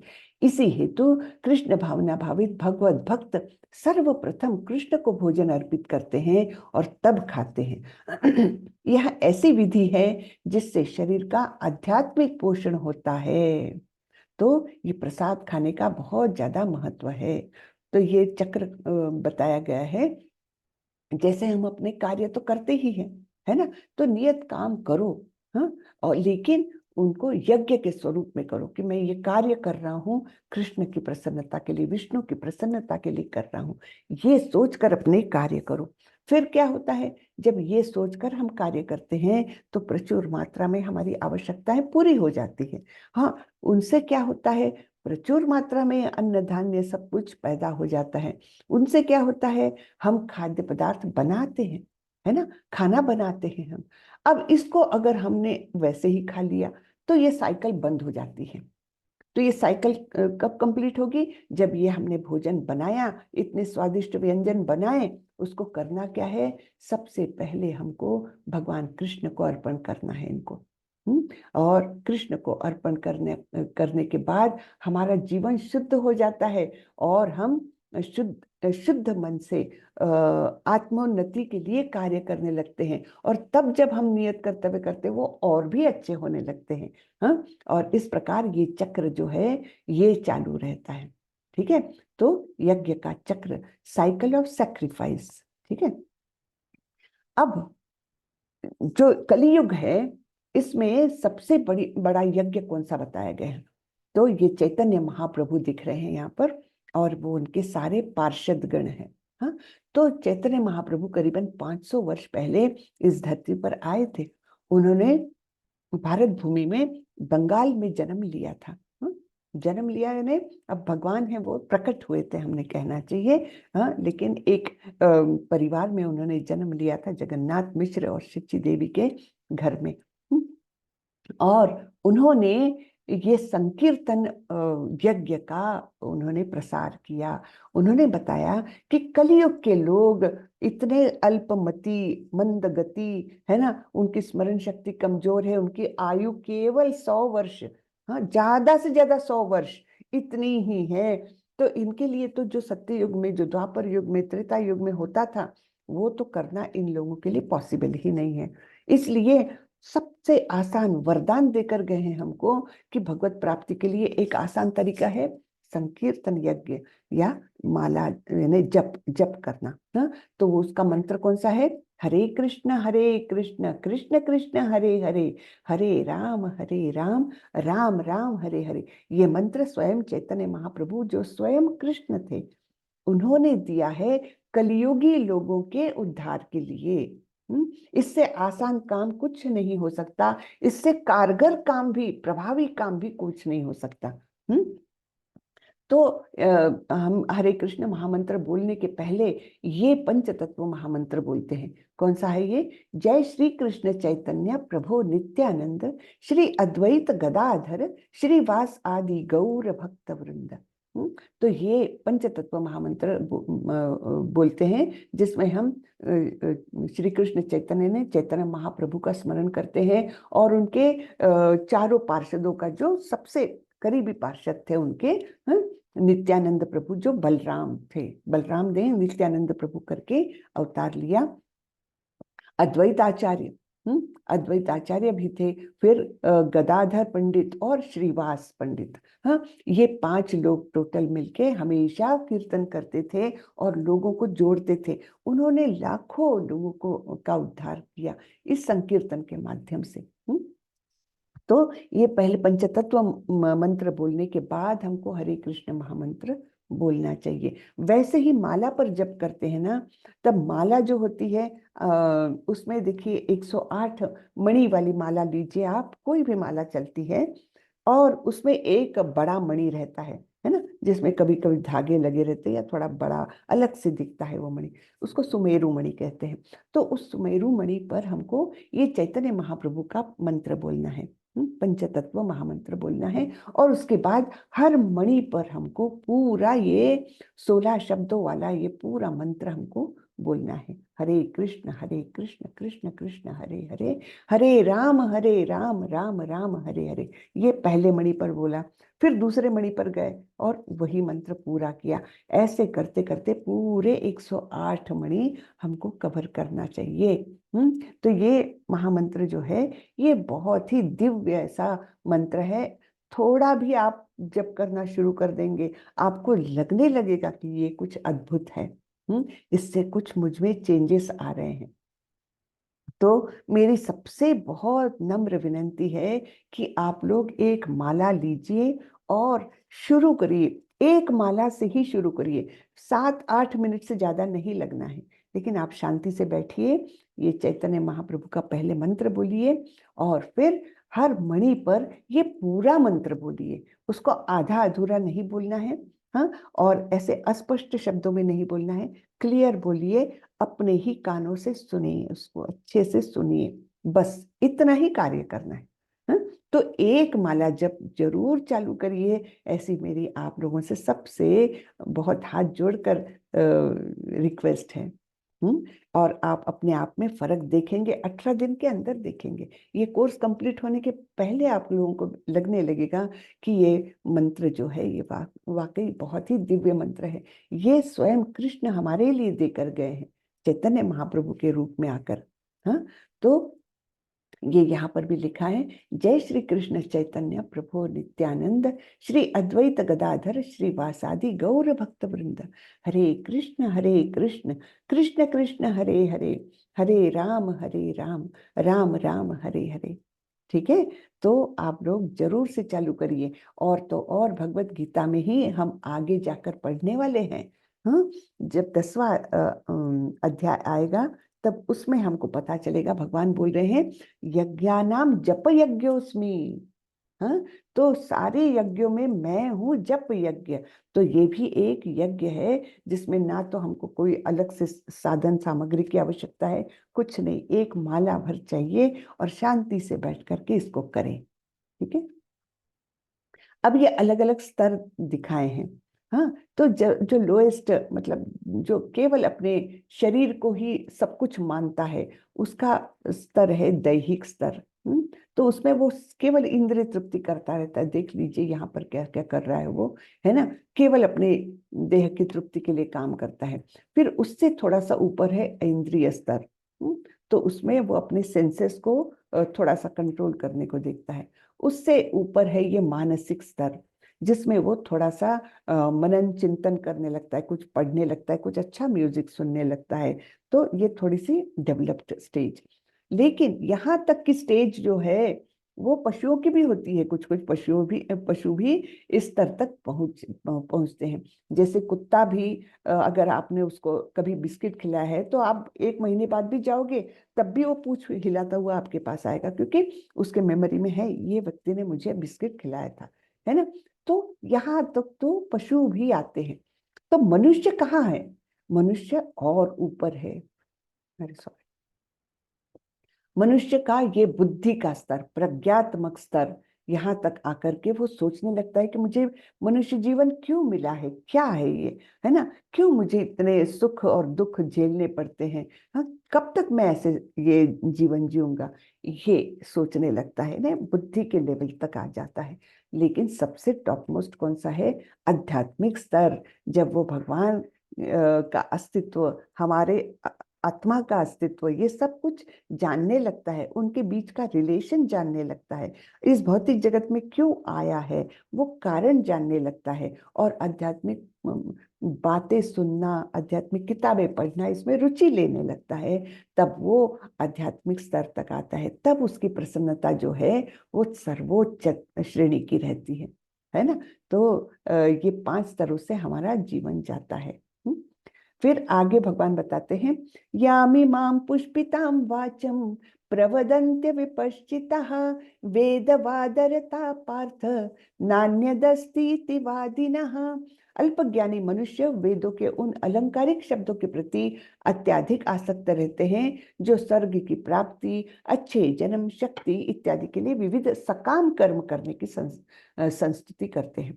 तो बहुत लोग हैं हमारे समाज में जो ये सब करते हैं कि मुझे स्वर्ग की प्राप्ति हो जाए, इसलिए मैं ये यज्ञ करता हूँ, है ना, हवन करता हूँ, है ना। तो ये सब करते हैं वे। ये वेदों के माध्यम से उनको लगता है वेदों में जो कुछ दिया है वो सर्वोत्कृष्ट है। लेकिन देखिए, वेद भी बने हैं अलग अलग स्तर के लोगों के लिए। जैसे स्कूल में अलग अलग कक्षाएं होती है, दूसरी के बच्चों के लिए अलग किताबें हैं, 7वीं के बच्चों के लिए अलग है, 12वीं के बच्चों के लिए अलग है। तो ये तो नहीं सोचना कि हाँ दूसरी वाला दूसरी कक्षा का जो किताब है वो सर्वोत्कृष्ट है, ऐसा तो नहीं मानकर चलना चाहिए ना हमने। तो प्रगति होती है। तो वैसे ही ये वेदों में केवल उनकी भाषा के कारण या उनके उसके कारण अटक के नहीं रहना चाहिए। वेदों में प्रोग्रेस करने की दिशा दिखाई है, लेकिन प्रोग्रेस का अल्टीमेट वो जो उद्देश्य है, जो लक्ष्य है, वहां पर ये शायद वहां पर नहीं पहुंचाएंगे। वेदों का अर्थ एक्चुअली 15वें अध्याय में भी भगवान बताते हैं, वेद इसलिए लिखे गए हैं कि भगवान को जान सके। अगर वो उद्देश्य की सफलता नहीं होती, केवल हम ऐसे यज्ञों में, सकाम कर्मों में लिपटे रहे, तो वो सफलता नहीं है। तो यहाँ पर बताया गया है बहुत सुंदर तरीके से, ये हमारे 5 ज्ञानेंद्रिय हैं, है ना। आंख, नाक, कान, हाथ और जीभ, ये हमारे ज्ञानेंद्रिय, जिससे हम ज्ञान प्राप्त करते, मतलब कैसा टेस्ट है, कैसा स्पर्श है, ये सब। अब ये जो ज्ञानेंद्रिय है ये हमको यहाँ वहाँ बहुत भटकाती है ना। जीभ सोचेगी मुझे अच्छा खाना है, आंखें सोचेगी मुझे अच्छा देखना है, यहाँ वहाँ भगाती है हमको। हाँ, लेकिन इनको कंट्रोल में कौन रख सकता है? ये लगाम। अब ये लगाम है क्या? लगाम है हमारा मन। हाँ, तो लगाम ने बहुत स्ट्रांग रहना चाहिए, तब कहीं जाकर ये 5 घोड़ों को कंट्रोल कर सकेगी। लेकिन ये लगाम भी अकेले काम की नहीं है, जब तक उसको कंट्रोल करने वाला कोई नहीं है। ये कौन है? सारथी कौन है? ये है हमारी बुद्धि। हाँ, तो बुद्धि जो है उसने अगर अपने स्ट्रांग हाथों में मन की लगाम पकड़े रखी है, और वो लगाम भी ऐसी वैसी नहीं है, उसने भी स्ट्रांग रह करके अपनी ज्ञानेंद्रियों को कंट्रोल में रखा है, तब कहीं जाकर ये रथ जो है वो अच्छे से चल सकेगा। नहीं तो यहाँ वहाँ गड्ढे में गिरता रहेगा, है ना। तो ये इस रथ पे सवार कौन है? ये आत्मा है, यानी हम हैं। तो हमारी ये पोजीशन है, यहाँ वहाँ भागेगा रथ, अनकंट्रोल्ड घोड़े रहेंगे, तो फिर आत्मा को बहुत तकलीफ हो जाएगी। बराबर है ना। तो ये बताया है, ये मन है, लगाम यानी मन, और ये है बुद्धि। ठीक है, बुद्धि के हाथों में है सब। ठीक है। तो आगे बढ़ते हैं। अतः कर्म फल में आसक्त हुए बिना मनुष्य को अपना कर्तव्य समझकर निरंतर कर्म करते रहना चाहिए, क्योंकि अनासक्त होकर कर्म करने से परब्रह्म अर्थात परम की प्राप्ति होती है। तो कर्म फल में आसक्त हुए बिना, मैं ये कर रहा हूं मुझे क्या मिलेगा, ये सोचे बिना अगर हम अपना कर्तव्य समझकर निरंतर काम करते रहे, अनासक्त होकर काम करते रहे, तब हमको भगवान की प्राप्ति होती है। तो यहाँ पर प्रभुपाद जी दिख रहे हैं हमको, है ना। तो क्या होने वाला है ये कुछ पता ही नहीं, और अमेरिका गए केवल एक उद्देश्य से कि मेरे गुरु का आदेश मुझे पालन करना है। गुरु भगवान के ही स्वरूप में होते हैं, भगवान के प्रतिनिधि होते हैं, तो उनकी आज्ञा और भगवान की आज्ञा में कोई अंतर नहीं होता है।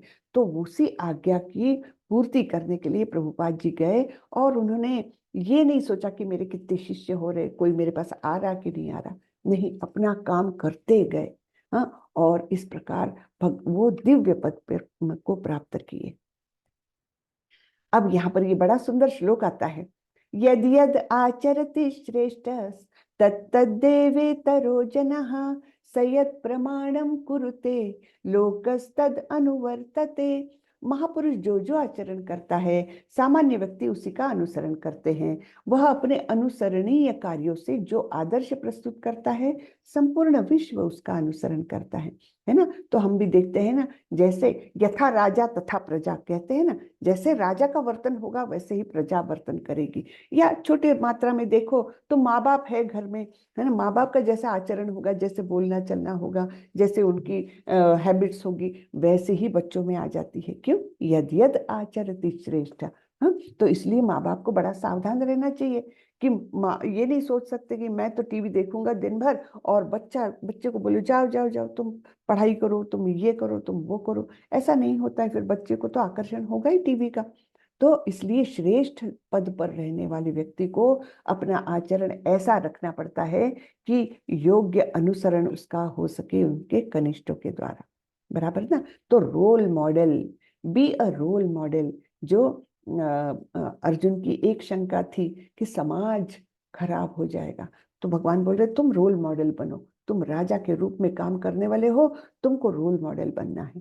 ठीक है, आगे देखते हैं। जीवात्मा अहंकार के प्रभाव से मोहग्रस्त होकर अपने आप को समस्त कर्मों का कर्ता मान बैठता है, जबकि वास्तव में वे प्रकृति के तीनों गुणों द्वारा संपन्न किए जाते हैं। तो हम जो भी कुछ करते हैं, हमको लगता है मैंने किया, भगवान उसका बिल्कुल यहाँ पर निषेध कर रहे हैं। क्या बोलते हैं भगवान? कि अहंकार विमूढ़ात्मा कर्ता अहम इति मन्यते। हम समझते हैं कि मैंने काम किया, लेकिन एक्चुअली हम तो कठपुतली जैसे हैं, और ये तीन गुण जो है वो हमको रस्सियों से बांध करके हमको कठपुतली के समान नचा रहे हैं। तो क्या कठपुतली खुद से नाचती है? नहीं, उसको जब वो उसका मालिक जो है नचाएगा तब वो नाचेगी। वैसे ही हमारा है पोजीशन।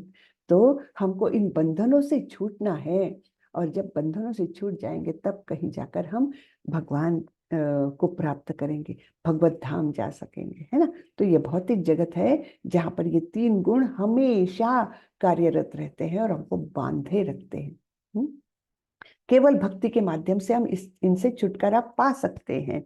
अगर श्रेष्ठ पद पर पहुंच जाए भक्ति कर करके, तब हम इन तीनों गुणों से छुटकारा पा सकते हैं, हम गुणातीत हो सकते हैं। ठीक है, ये सब बातें आगे आने वाली हैं। हाँ, अब अर्जुन का प्रश्न है। देखिए अर्जुन कितने अच्छे श्रोता है, शिष्य है, कि बराबर योग्य समय पर वो प्रश्न पूछ करके एक अच्छी दिशा दे रहे हैं इस ज्ञान को, है ना। तो जो भगवत गीता है वो क्या है? उस इन दोनों का संवाद ही है, लेकिन उस संवाद को एक अच्छे डायरेक्शन हमारे लिए, है ना। क्यों? इससे बेनिफिट किसको हो रहा है? हम सबको हो रहा है, बद्ध जीवों को, है ना। तो अर्जुन ने कहा, हे वृष्णिवंशी, मनुष्य न चाहते हुए भी पाप कर्मों के लिए प्रेरित क्यों होता है? ऐसा लगता है कि उसे बलपूर्वक उनमें लगाया जा रहा हो।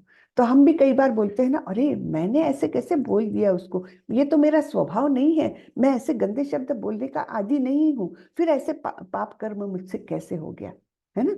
ऐसा होता है ना। तो वही यहाँ पर अर्जुन का भी प्रश्न है।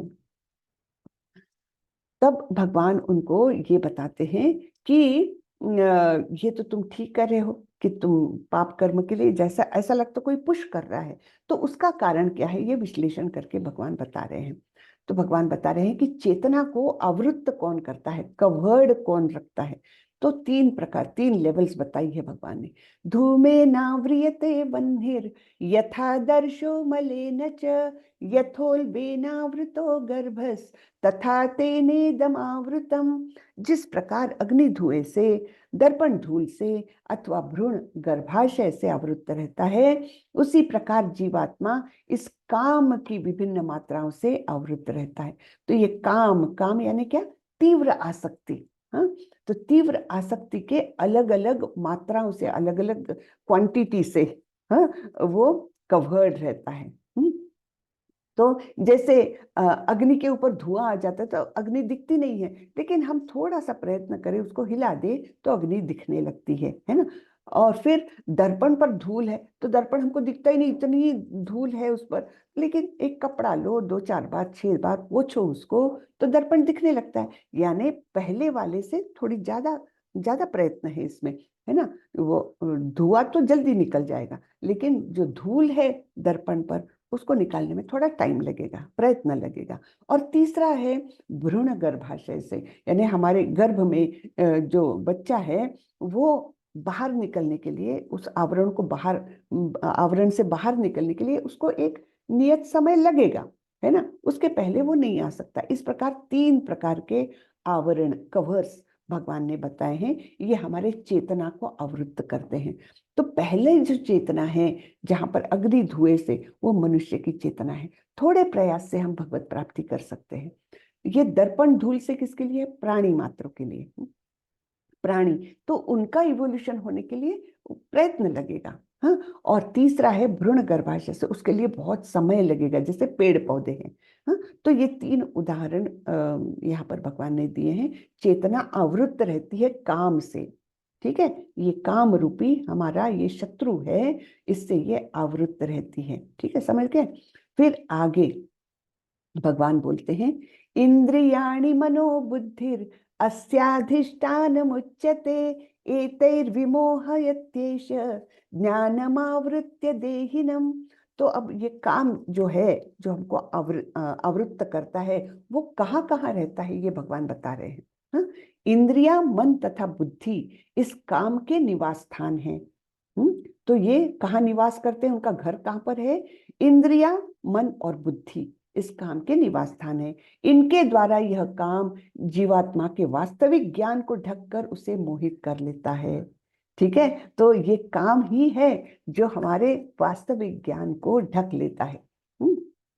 तो तात्पर्य में श्रील प्रभुपाद बोलते हैं, भगवान कृष्ण उन स्थानों का संकेत कर रहे हैं जिससे शत्रु को जीतने वाला यह जान ले कि शत्रु कहाँ पर है। शत्रु कहाँ पर है, ये जब हमको पता रहता है तो उस पर आक्रमण करना इजी रहता है। जैसे हमारे देश में हम देखते टेररिस्ट आ जाते हैं, तो वो कहाँ छुपे हैं ये जैसे ही पता लग जाता है हमारी सेना को, तो वो तो जल्दी से उसको खात्मा कर देते हैं उसका। लेकिन जब तक ये नहीं पता कि वो टेररिस्ट छुपा कहाँ है, तब तक बड़ा कठिन समय हो जाता है। तो वैसे ही है, लेकिन यहाँ पर तो भगवान हमको छुपने के स्थान पहले ही बता रहे हैं। कौन से 3 स्थान हैं, इंद्रिय, मन और बुद्धि। ये 3 स्थानों पर ये काम रूपी हमारा शत्रु बैठा रहता है, उसका निवास स्थान है ये। हाँ, तो मन समस्त इंद्रियों के कार्यकलापों का केंद्र बिंदु है। अतः जब हम इंद्रिय विषयों के संबंध में सुनते हैं तो मन इंद्रिय तृप्ति की समस्त भावों का आगार बन जाता है, यानी गोडाउन बन जाता है ये। फिर इस तरह मन तथा इंद्रियां काम की शरण स्थली बन जाती है।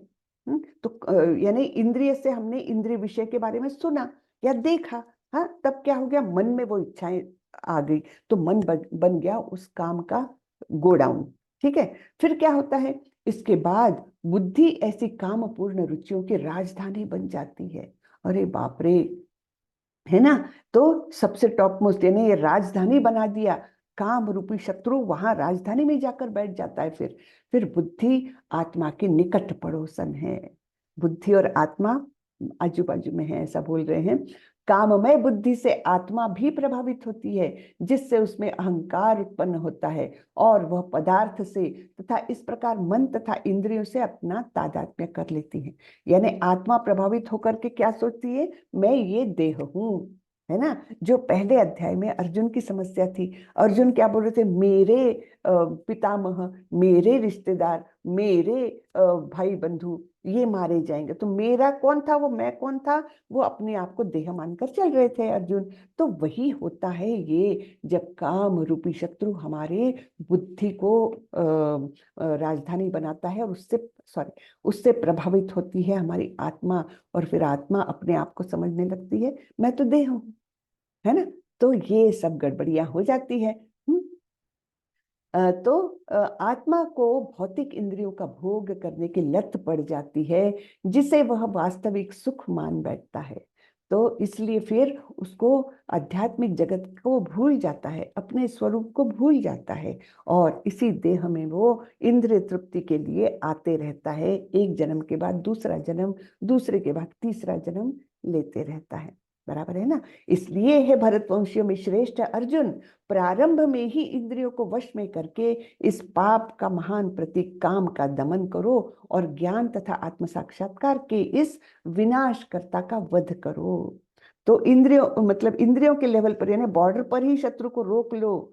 हाँ, और इस प्रकार तुम इस ज्ञान तथा साक्षात्कार के विनाशकर्ता का वध करो, है ना। ये हमारा दुश्मन है सबसे बड़ा।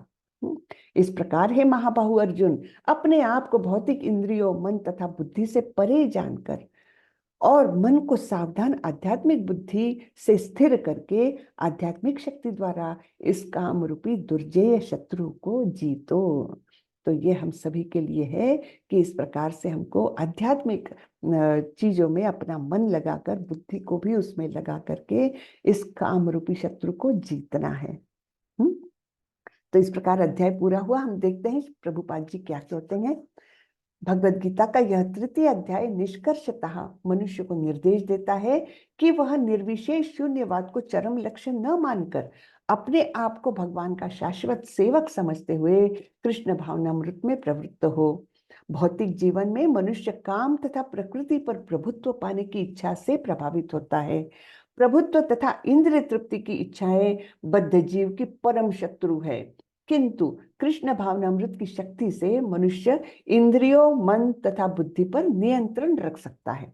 इसके लिए मनुष्य को सहसा अपने नियत कर्मों को बंद करने की आवश्यकता नहीं है। ये नहीं कि घर बार छोड़कर जाना है हमको, क्योंकि हमको ये काम रूपी शत्रु से बचना है, नहीं, उसकी आवश्यकता नहीं है। अपितु धीरे धीरे कृष्ण भावनामृत विकसित करके भौतिक इंद्रियों तथा मन से प्रभावित हुए बिना अपने शुद्ध स्वरूप के प्रति लक्षित स्थिर बुद्धि से दिव्य स्थिति को प्राप्त हुआ जा सकता है।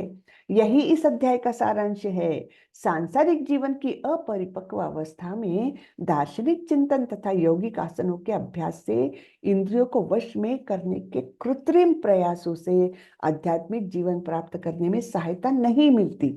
तो ये आजकल जो समाज में बहुत सारा प्रचलित है कि यौगिक आसन या कोई फिलोसॉफिकल चिंतन, है ना, मैं मेडिटेशन करता हूँ। मेडिटेशन करते हो यानी क्या करते हो, किस पर ध्यान केंद्रित करते हो, वो तो पता नहीं, है ना। हम कुछ बिंदु एक सामने रखते हैं, उसको देखते हैं, कोई ज्योति इमेजिन करते हैं, उसको देखते हैं।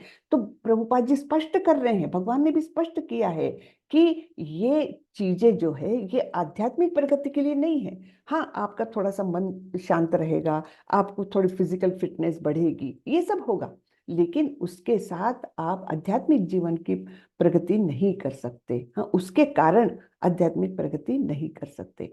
तो उसके लिए क्या चाहिए, उसे श्रेष्ठ बुद्धि द्वारा कृष्ण भावनामृत में प्रशिक्षित होना होगा। तो ये है, भक्ति में आना होगा, तब कहीं जाकर आध्यात्मिक जीवन में प्रगति कर सकते हैं। ठीक है, अब हम समरी देख लेते हैं। अर्जुन का प्रश्न था, क्या करूं मैं। हाँ, आप तो बोल रहे एक बार बुद्धि योग श्रेष्ठ है सकाम कर्मों से, तो मैं क्या करूं, एकम वद, एक बताइए। फिर भगवान बताते हैं कि नियतम कुरु कर्म, अपने नियत कर्म करो, लेकिन किस प्रकार से, आसक्ति के बिना, कर्म फल की आसक्ति के बिना। इस प्रकार निष्काम कर्म योग, ज्ञान योग, इनके बारे में भगवान ने बताया है। फिर कर्म कांड से कर्म योग, कि किस प्रकार वो चक्र बताया है कि अपने नियत कर्तव्य करो, हाँ, और फिर उसको यज्ञ के स्वरूप में करो, उससे देवता लोग प्रसन्न होंगे, आपकी आवश्यकताओं की पूर्ति करेंगे। पूर्ति करने से जो भी सामग्री मिलती है वो कृष्ण को, भगवान को अर्पण करो। उसके बाद हमारे जो शुद्धिकरण होता है हमारे बुद्धि का, हमारे शरीर का ही संपूर्ण, तो वो शुद्धिकरण के साथ आप और अच्छे से आध्यात्मिक कर्मों में प्रवृत्त हो जाओ, और अच्छे से अपने नियत कर्तव्य करके वो चक्र चालू रहता है ना। तो वो हमने चक्र देखा है। और फिर भगवान ने बताया है कि तुम बोल रहे हो कि समाज खराब हो जाएगा, लेकिन समाज खराब अगर होगा उसके लिए रेमेडी ये है कि तुम एक मिसाल पेश करो, यानी यद यद आचरति श्रेष्ठ तत्त देवे तरोजना, यथा राजा तथा प्रजा। तो आप अपना एक अच्छा श्रेष्ठ स्टैंडर्ड दिखाओ दुनिया को, और उसके अनुसार फिर सारे तुम पर अवलंबित जो भी है प्रजा तुम्हारी, वो तुम्हारा अनुसरण करेगी। इस प्रकार समाज बिगड़ने से बच जाएगा, है ना। और फिर भगवान ने सबसे बड़े शत्रु के बारे में बताया हमको, वो कौन है? काम, है ना, तीव्र आसक्ति, है ना। तो वो काम रूपी दुर्जय शत्रु के बारे में बताया है, और बताया है कि किस प्रकार उस पर विजय पाया जा सकता है ना। हरे कृष्णा। तो इस प्रकार आज का अध्याय खत्म हुआ। हरे कृष्णा। किसी को कुछ पूछना है तो पूछें। ये बोल। हरे हरे कृष्ण माता जी। हरे कृष्णा। माता जी, मुझे फर्स्ट आपने महात्म्य बताया था फर्स्ट लेसन में, फर्स्ट अध्याय में हम्म गीता जी का अध्याय बताया था, तो मुझे हम्म। उसके जो 6 या 7 कुछ श्लोक से विथ एक्सप्लेने मतलब विथ वो तो भगवत वो गीता मिलेंगे क्या? यथारूप, भगवत गीता यथारूप में ही शुरू शुरू में ही दिया है वो। दिया है क्या? हम्म अच्छा अच्छा, हम्म, ठीक है, मैं देख लेती हूँ। जी। थैंक यू, धन्यवाद माता जी। हरे कृष्णा जी। और मुझे कल की रिकॉर्डिंग भी चाहिए थी, मैंने कल क्लास अब्सेंट थी मैं। रिकॉर्डिंग सारी मैं यूट्यूब पर डाल रही हूँ माता जी, तो लिंक मिल जाएगी। आप अगर वो मैं क्षमा माता जी को मैं भेज दूंगी, मैं तो ग्रुप में नहीं हूँ, क्षमा माता जी को जी, भेज दूंगी, तो आप उनसे ले लीजिएगा। धन्यवाद माता जी। जी। हरे हरे कृष्ण। कृष्ण। हरे कृष्ण। मैम रिकॉर्डिंग्स के ग्रुप में शेयर नहीं होंगी?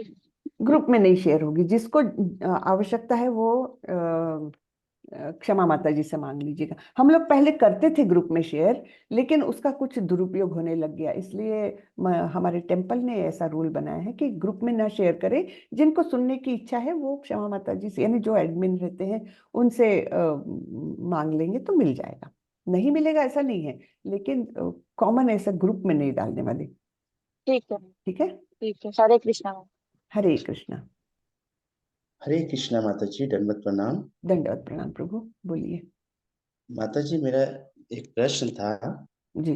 जैसे अभी गीता जी में बताया भगवान श्री कृष्ण जी कि जैसे सिर्फ भगवान श्री कृष्ण का ही पूजा करना है, अन्य देवी देवता का पूजा नहीं करना है। ठीक है। हम्म। तो बचपन से माता पिता ने भगवान श्री कृष्ण के साथ साथ देवी देवता की भी पूजा करने के लिए बताए हैं।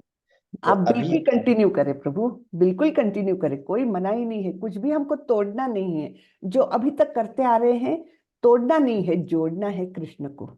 ठीक है। सिर्फ आप स्थान उनकी पोजीशन समझ लीजिए और फिर करिए। आप जो करते आ रहे हैं वो करिए, कुछ भी छोड़ना नहीं है। हमारे नाम निष्ठादास प्रभु जी हमेशा बोलते हैं कुछ भी छोड़ना नहीं है, जोड़ना है। क्या जोड़ना है? कृष्ण को जोड़ना है हर जगह पर। हाँ। जी तो आप स्थान बराबर, हर एक का स्थान होता है। तो समझ गए। अगर अगर आप ब्रह्म संहिता पढ़ेंगे ना, तो आपको बिल्कुल सारी अपनी कंसेप्ट क्लियर हो जाती है कि कैसे किस स्थान पर कौन है, किसका क्या महत्व है। तो ये सब क्लियर होता है। बिल्कुल देवताओं का निरादर नहीं करना है।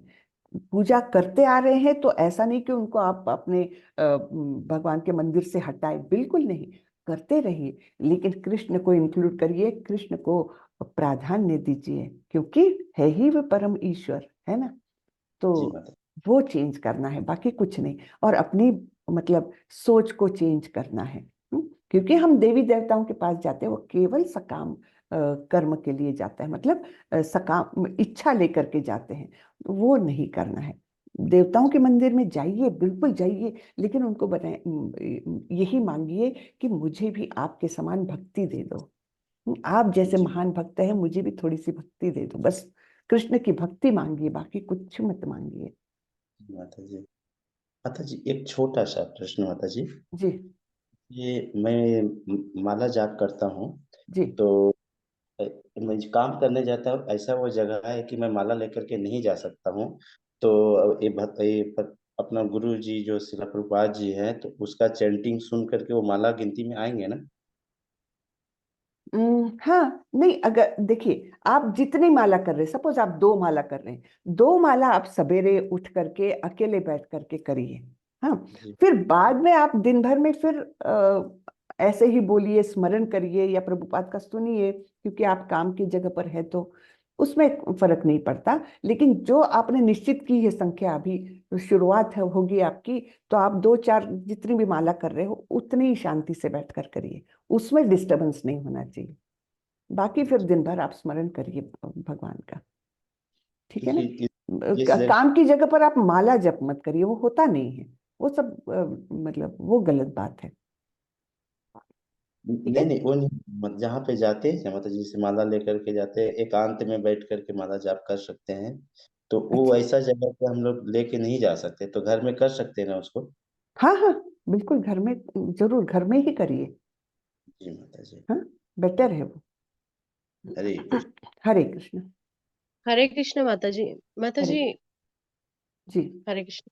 जी। माता जी, अभी प्रभु जी ने पूछा है कि मतलब दूसरे देवी देवताओं की, अभी गीता जी में भी बताया आपने कि देवी देवताओं की पूजा करने से मतलब माता जी, लेकिन हम देवी देवताओं की पूजा करते हैं तो फिर हम फिर से भौतिक जगत में ही रिटर्न यहीं पे घूमते रहते हैं, नहीं नहीं फिर हम नहीं नहीं जा सकते ना? नहीं, ऐसा नहीं है। अगर कृष्ण की भी पूजा कर रहे हैं ना आपके मंदिर में, कृष्ण भी है, देवी देवता भी है, ठीक है, बिल्कुल ठीक है, लेकिन कृष्ण का स्थान प्रमुख होना चाहिए और कृष्ण की ही पूजा करनी चाहिए। भक्ति केवल भगवान से होती है, भगवान एक ही है, तो भक्ति तो कृष्ण की ही करो। हाँ, आप उनकी वो कर सकते हो, आप उनको स्नान करवाओ, देवी देवता भी जो है उनको हाथ जोड़ो, फूल चढ़ाओ, सब करिए।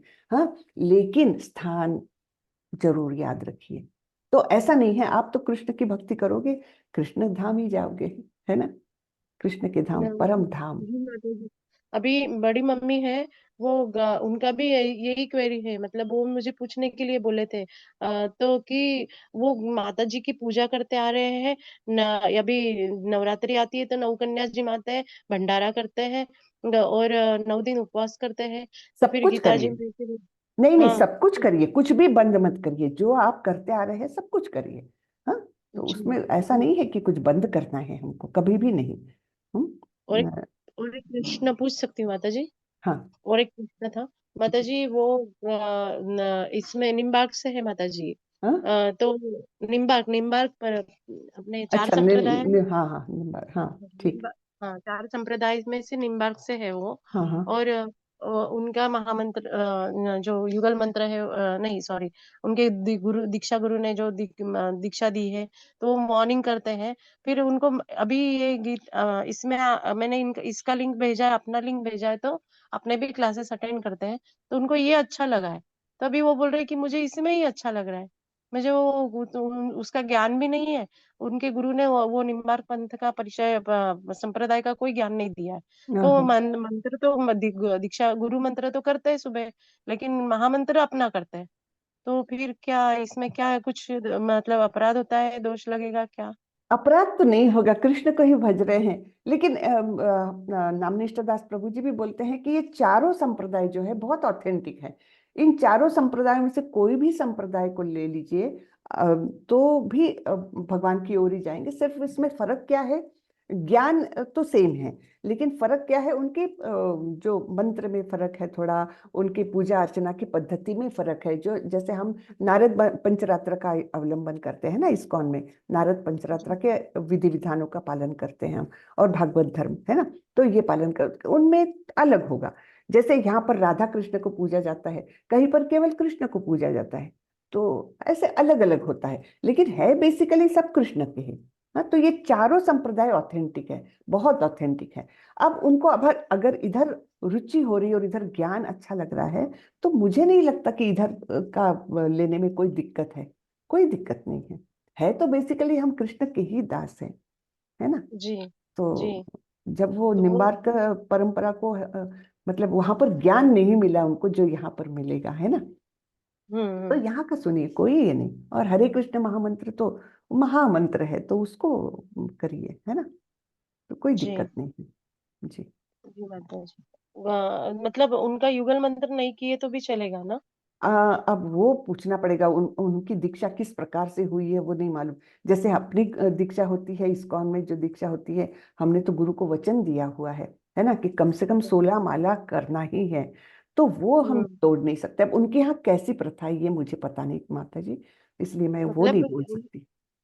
उनका ऐसा है माता जी, गुरु मंत्र जो दिया है वो तो बड़ी मम्मी कर रही है सुबह। अच्छा। ब्रह्म मुहूर्त में कर लेती है।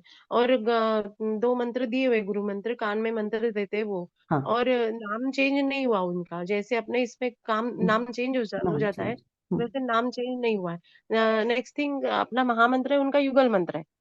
राधे कृष्ण कृष्ण कृष्ण राधे राधे, राधे श्याम श्याम श्याम राधे राधे, अच्छा ऐसे इस तरह से उनका युगल मंत्र है। अच्छा अच्छा। तो फिर हाँ, तो फिर उनको तो यहाँ पे अच्छा लग रहा है, तो वो बोल रहे कि मैं क्या गुरु चेंज करूँ, क्या करूँ, ऐसे मतलब थोड़े का दुविधा में है। अच्छा, ये तो तो थोड़ा सीनियर भक्तों से पूछना पड़ेगा माता जी, एकदम से हाँ, मैं नहीं बता तो पाऊँ।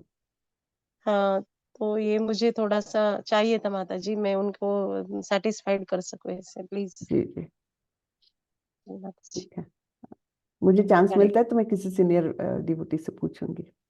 जी माता जी, प्लीज। जी। हरे हरे कृष्ण। कृष्ण, धन्यवाद। किसी का और प्रश्न हो तो पूछे, नहीं तो हम क्लोज करते हैं। हरे कृष्णा। तो चलिए आज यही खत्म करते हैं, ठीक है। वाञ्छाकल्पतरुभ्यश्च कृपा सिन्धुभ्यैव च पतितानां पावनेभ्यो वैष्णवेभ्यो नमो नमः। अनंत कोटि वैष्णव वृंद की जय, श्रीला प्रभुपाद की जय। हरे कृष्ण। हरे कृष्ण सभी हरे को। कृष्ण माता जी, सादर प्रणाम, धन्यवाद माता जी। कृष्ण माता जी। धन्यवाद। हरे कृष्ण। हरे कृष्ण हरे माता जी, कृष्ण माता धन्यवाद जी, माता जी। दंडवत प्रणाम। दंडवत प्रणाम। हरे तो कृष्ण माता। हरे कृष्ण।